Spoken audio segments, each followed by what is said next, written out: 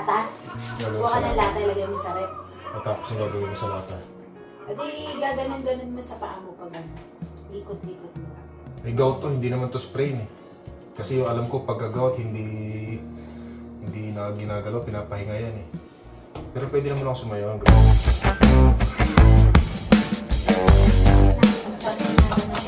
masakit Okay, ganun. Ayan o. Hindi, nilalakad ko naman na eh. Kaya lang, inilalayan ko lang. Hindi katulad ng mga nakaraang 2 araw.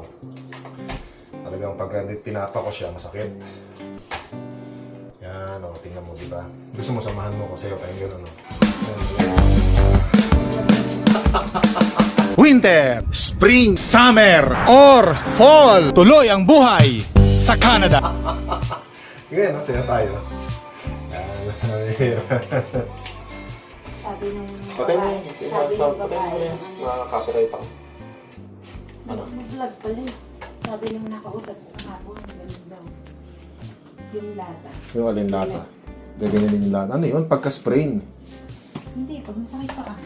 Hindi, pagka alam ko, pagka-gout kasi, papahinga mo yan. Kaya nga pag may mga gout, di ba, minsan pag magpapahilot ka, tinatanong nila, meron ka bang gout? Baka gout. Kasi pagka-gout, bawal daw galawin, ano? Yun ang sabi. Pero pag mga sprain, o mga muscle strain yan, pwedeng massage. Pero pagka-gout daw, pahinga lang. And binibigyan kasi tayong advice ni mahal na Reyna. Sabi nung nakausap ko sa ama. Nang alin? Sa super, sa Lucky. Sa Lucky. So meron kasing nakakilala kay mahal na Reyna sa Lucky Superstore. Meron binigay sa kanya, shoutout sa kanya, no? Ito libre, oh. Ito na lang natira? Ayun o. Ito na lang natira. Nilagay mo sa rep. Maraming salamat po, shoutout, no? Kaya lang, bawal sa akin to eh. Matamis. Iniiwasan natin yung matamis, mga kainan. Lagay mo nga So yun, na-meet up niya, si mahal na Reyna, ang sabi daw ay, yun nga, advice yung lata. Ganon. Pwede naman yung yellow, no? Yellow, siguro, no? lalagay nga sa rep yung lata para malamig. Meron ako nilagay dito eh. May yung ano siya, bottle water na nilagay ko sa freezer, mga kainags, ano, para ano, pwedeng roller sa paa. So, nandito pa siya ngayon eh. Yun nga, yun nga. Ito, meron ako dito ito, nilagay ko sa freezer. Ayan, no? Ito. Nakita mo to? Ayan, no? Oh, ito. Oo, yan. Yan, no? Roll din sa ano. Frozen siya, no? I-roll ko. Ilalagay ko yung pa ako dito, ganun. Pero wag muna ngayon. Mamaya na lang.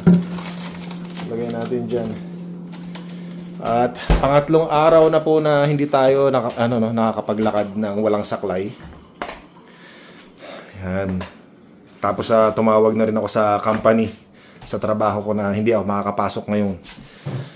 Kasi kaya ko naman na maglakad pero syempre ayoko munang puwersahin, mga kainags, ano? Ayaw ko ng puwersahin. Gusto ko yung talagang maayos. Naiano ko na kahit paano. Yan, nako. Pero meron pa rin ako naramdaman konti, no? Natatakot pa ako na talagang iapa ko. Kaya pahinga ko muna ngayon. Yan, ay sabi nila kailangan daw pagka ganito, talagang full pahinga. At least 3 araw na hindi ako naglakad, nakaupo lang ako, patay tayo. Yan. Kaya maraming salamat kay mahal na Reyna. Inaasikaso ko, mga kainis, no? How sweet. Maraming salamat sa iyo, mahal na Reyna. Siya nagluluto, syempre, nagluluto pag kailangan ko ng mga pangangailangan ko. Binibigay niya. Grocery, nako, siya na mag-isa nag-grocery, kakaawangan. Maraming salamat sa iyo, mahal na Reyna. Thank you very much. Pinagluto ako. Yan. Mga grocery na pangangailangan ko pagka nandito ako nakaupo. May mga makukot-kot ako, yung mga pwede kong kainin. No? Talaga naman. Paano kaya mga kainags, ano? Sa pagtanda namin ni mahal na Reyna, no? Siyempre, isa yan sa mga ina-expect ko na. Nabanggit ko nga nung mga nakaraang vlogs natin eh. 'Di ba yung mga asawang lalaki, sila yung mga nauunang nababalda, no? Hindi nauunang nagkakasakit, nauunang nagkakaroon ng diferensya, 'di ba? Na-notice nyo ba 'yun? Napapansin nyo ba 'yun? Pag mga nasa edad 70 na o iba nga 65, 'di ba? Sa katulad na lang sa part ng tatay at nanay ko, yung siyempre, matanda kasi yung tatay ko sa nanay ko. 10 taon yung agwat nila, no? Naunang nagkasakit, naunang hindi nakalakad. Yan. So, naunang pumunta na sa langit, mga ganon. Di ba, napapansin nyo ba yun? Yung mga tatay, no? Mga kalalakihan. Minsan kahit na magkasing edad sila, yung lalaki talaga yung unang nagkakaroon ng diferensya. Di ba? Napapansin nyo ba sa mga nanay, tatay natin, sa mga lolo't lola natin, ano? Siguro yun daw yung dahilan kasi kasi yung sabi nila yung tatay daw ang yung nagdadala ng pamilya, no? Yung bang talagang yung responsibilidad na mag-provide ng financial, di ba? Tapos ang nanay naman, syempre yung nanay, sila yung ilaw ng tahanan, no? Ganon, di ba? Nagbabudget ng pera, lahat, no? Pero yun, napapansin ko lang naman yun, mga kainis, yung mga tatay talaga, mga lalaki, nauna. Hindi, yun nga napapansin ko eh. O, di ba, katulad si tatay mo, di ba? Yung biyanan kong lalaki, ganun din. Tapos yung mga kapitbahay namin, ganun din. Yung mga kamag-anak din ni Mahal na Reyna, yung mga tatay talaga yung nauuna, no? O, yun, mga ganun, di ba? Mga tatay. Kasi siyempre, di ba, mga lalaki talaga. Kasi siguro may mga konting bisyo, siguro ganun. Naninigarilyo, manginginom, o kaya iba talagang sa trabaho no, yung bumabawi na yung katawan, ano. Napansin nyo ba yun? Kaya ako, ina-expect ko na rin yung pagtanda ko. Kaya ngayon, habang malakas-lakas pa tayo, ini-enjoy ko na yung buhay ko, mga kainis. So, kasi nga, sabi nga ni Inags, maiksi lang ang buhay, piliin nating maging masaya. Di ba? Kasi mahirap yung may sakit ka na, katulad to, hindi ka makalakad, tapos di ba? Hindi ka pwedeng umabsent kasi pag umabsent ka, kasi nga maraming babayarang bills, maraming kailangang bayaran, mahihirapan talaga. Mahirapan, ano. Kaya yun. Kaya ngayon, wala no choice talaga yun. Buti na lang, yung company natin, merong magandang benefits na kahit na hindi ka makapasok, bayad ka per ora. Di ba?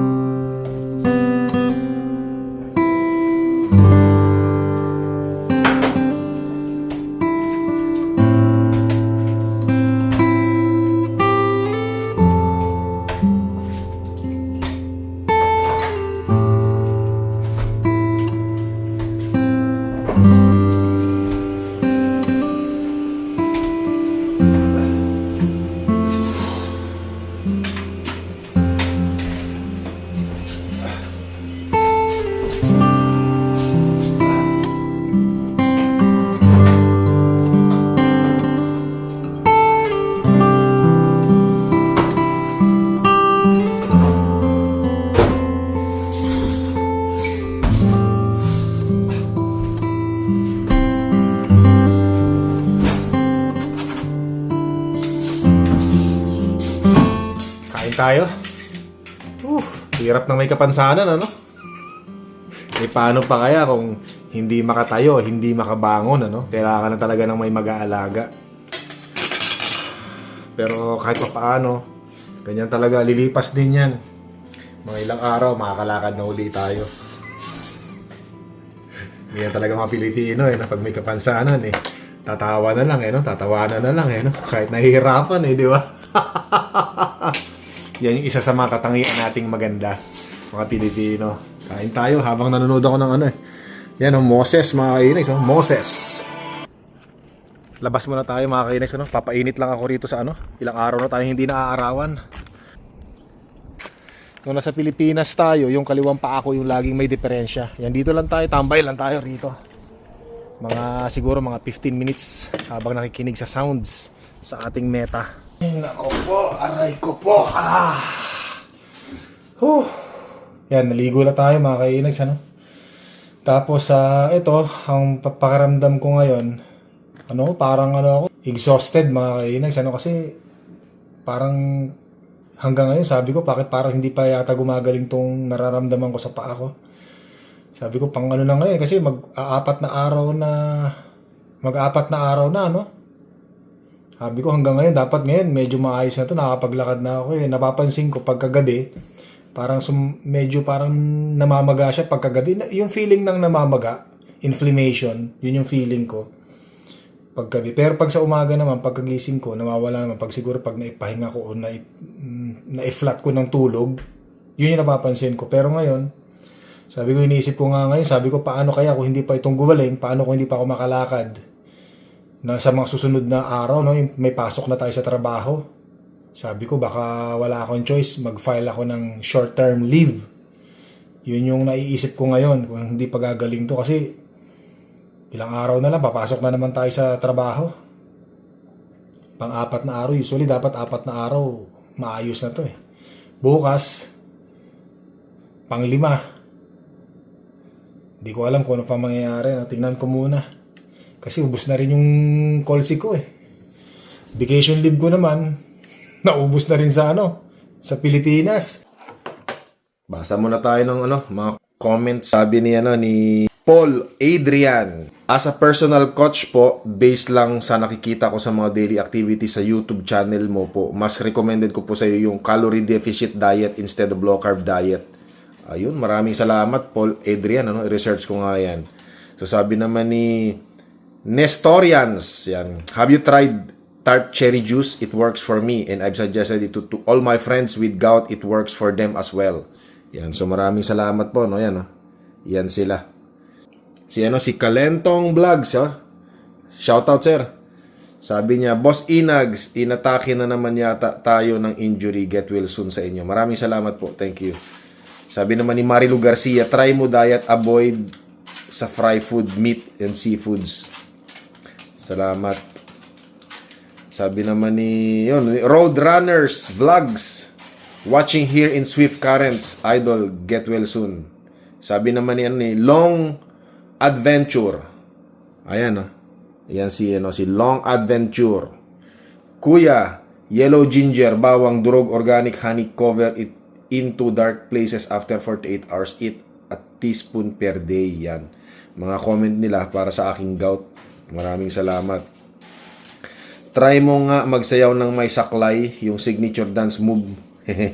Pag-good vibes lang sa mga subscribers mo, sabi naman ni Armando Ramos. Ginawa ko na yun sa natin, di ba, sa intro. Salamat po. Yan, sabi naman ni JR Mayan, hirap talaga idol ma-injury dito sa bansa na to. Yung mga bills natin di rin nagpo-post. Ingat lang palagi ka idol. Yun nga, grabe, no? Pag na-injury ka at hindi ka nakapagtrabaho, syempre, yung ibang company, no work, no pay, yun, mahirap yung gano'n. Hindi ka tulad natin bayad naman tayo pag sick tayo. Tuloy ang basa. Yan. Chris M. Pa, inom ka lang dairy milk 0% or kahit anong percent sa puto milk, libre sa amin.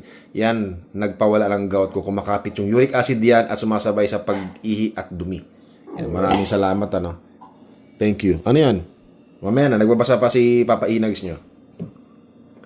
Gusto lumabas Anoy Enjoy. Ang sabi ay, kung may gout ka, suspend muna ang allopurinol.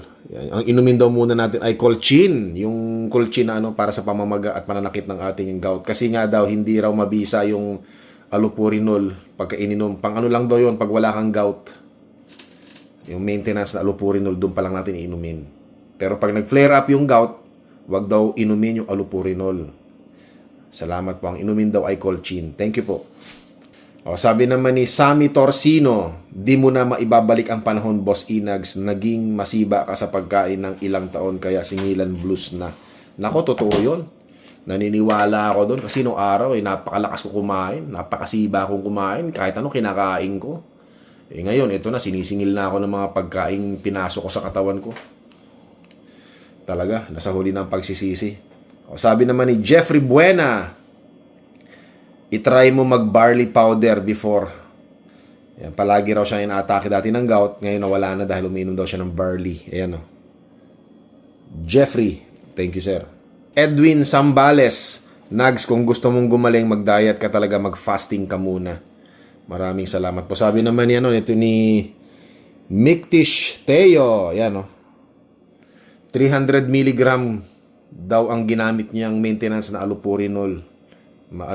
effective. Kaya since 2022 hanggang ngayon, hindi na raw siya inatake ng gout. O nga, no? Kasi ang iniinom kong, ang reseta sa akin ng doktor, allopurinol ko, 200 mg a day. So parang hindi siya effective. So dapat siguro sabihin ko yung doktor ko, pwede ako magdagdag, no? Gawin ko 300. Salamat po. Meron akong meet up na sa doktor virtual meeting sa doktor ko. Tatanong ko sa kanya yan. O sabi naman ni Monica, kung plantar fasciitis ang problem mo, kailangan magpatingin ka sa pediatrist. Yan. Para masukatan ka ng orthotics. Wearing orthotics was a miracle for me. Yan. Bala ko rin bumusita sa pediatrist. O sabi naman ni Ricky Reyes, Rick Reyes, ganyan din ako, nawala na. Bumalik naman sa mga siko naman umatake daw. Sa siko naman daw niya umatake. Yan, salamat Rick Reyes.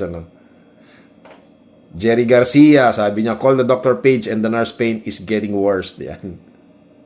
O, sabi uli sabi naman pala ni Sarang He. Sabi daw sa kanya ng doktor, iinom lang daw siya ng allopurinol kapag nag-flare up na yung gout. Yun din yung isang nag-comment kanina, no? Dalawa sila. Tama nga. Kasi ako dati pinagsasabay ko eh. Kala ko kahit na may gout ako ngayon, uminom pa rin ng allopurinol. So hindi pala dapat uminom ng allopurinol. Dapat iinom ka lang ng allopurinol pag wala kang gout. Ang iinumin mo lang pag may gout ka, nag-flare up, yung colchicine at yung indomethacin or iba pang mga nareseta sa atin ng doktor. Maraming salamat. Dami ko natututunan, O sabi naman ni Lani Garcia, bata ka pa inags, mag-fasting ka, veggies and fruits lang, bawal ang soft drinks or any kind of drinks. Sabi naman ni Verpags TV, Sabi ni Verpags TV, pagaling ka boss inags, nako blooming na si Mahal Arena para kay inag syempre, kahit baldado. Siya daw sinusumpong sa tuhod naman niya ng gout. So salamat Verpags Canada. Tapos sabi naman ni DGL, inag, mag-alaga ka ng dahon ng grape, bayabas, Italian, oregano at mainit na inumin pagising sa umaga. Yung tea. I-google ko raw yung kung gaano daw kabisa yung dahon ng mga ubas. Yan. So maraming salamat po sa mga comments ninyo. Thank you very much. Ang dami ko natututunan talaga. Thank you very much talaga. Yan. So hanggang sa muli po. Don't forget to subscribe, click the like button, leave your message.